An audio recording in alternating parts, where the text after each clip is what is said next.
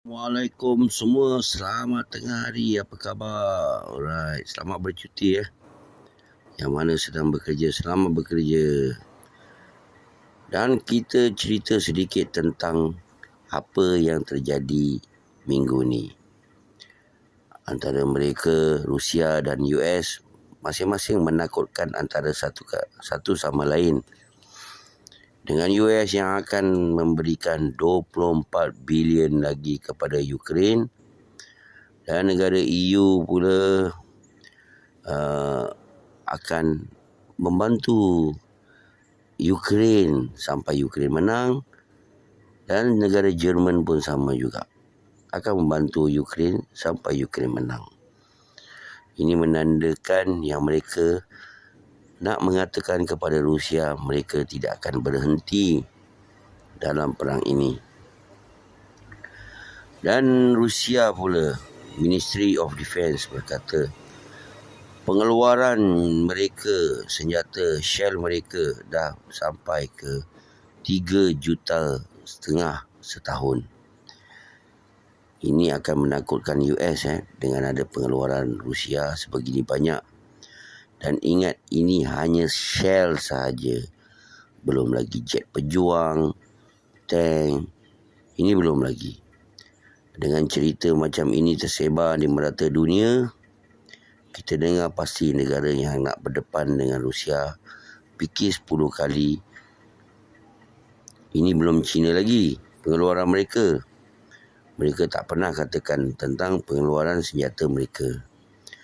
Kerana jangan lupa, World War II, China dan India adalah pengeluar senjata untuk US. Perang di World War II. Dan kita cerita tentang Ukraine Offensive yang media barat ura-ura seperti menonton Hollywood movie. Yang hanya movie je, tapi kenyataannya Ukraine hanya menggunakan infanteri yang ringan dan dengan askar yang berjalan kaki melalui periuk-periuk api Rusia. Ini sama macam perang World War II di mana Ukraine menggunakan taktik yang sama untuk membersihkan periuk api, dan lepas itu baru artileri berat akan datang membantu. Ini boleh berjaya tapi memakan masa yang lama. Dan sekarang Ukraine mengeluh kepada US yang taktik berjalan kaki ini yang mengharungi kawasan periuk api Rusia tidak baik. Dan Ukraine meminta taktik yang diberikan Jeneral NATO ditukar. Mungkin lepas ini Ukraine akan gunakan kuda kot. Sorry, gurau je. Dan kita tidak tahu di mana nak melatih askar, dari mana Ukraine nak dapatkan askar. Kerana mereka pun sekarang dah memang terlalu kekurangan askar. Ini adalah info Ukraine yang Rusia akan ada askar sebanyak 420,000 di front line. Dan ada ekstra lagi askar kontrak 400,000 lagi hujung tahun ini. Dan total askar Rusia yang akan ada di medan perang adalah 1 juta. Ini adalah maklumat dari MOD, Ministry of Defence Rusia. Dan macam mana Ukraine nak menang? Sebab itu penting untuk US buat gencatan senjata minggu depan. Dan sebab itulah mereka menakut-nakutkan Rusia. Dan semalam saya baru dapat berita tergempar yang Putin dah katakan gencatan senjata ini tidak akan terjadi. Ini adalah kata-kata Putin semalam. Dan saya harap anda berdoa yang minggu depan US tidak mahu buat gencatan senjata kerana perang ini baru separuh masa pertama berjalan. Dan ini pun US makin terdesak untuk berhentikan perang ini.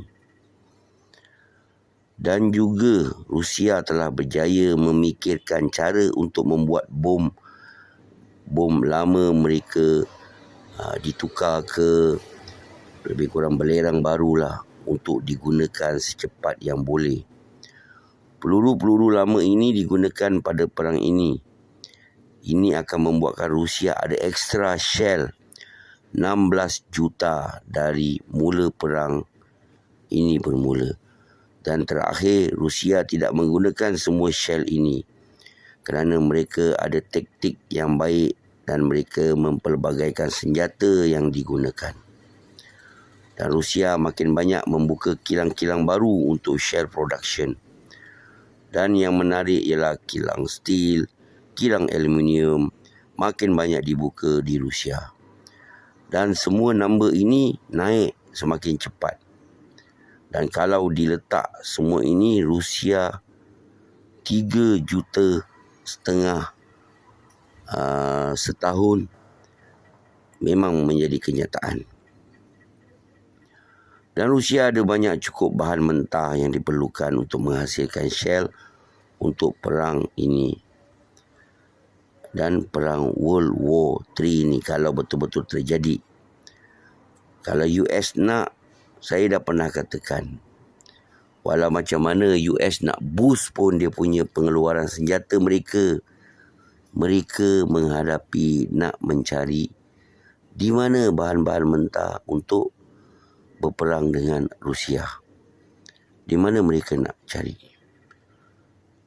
Kebanyakan barang-barang aluminium apa semua ini adalah pengeluar negara BRICS. Dan kemungkinan mereka boleh mengharapkan Kanada. Kan kemungkinan mereka boleh harapkan Australia. Berapa banyak je dia boleh dapat. Okey, insya-Allah petang nanti ada lagi berita untuk anda. Dan ingat, jangan lupa subscribe channel abang atau belanja abang gift. Dan selamat tengah hari semua. Hati-hati di jalan raya. Yura everybody.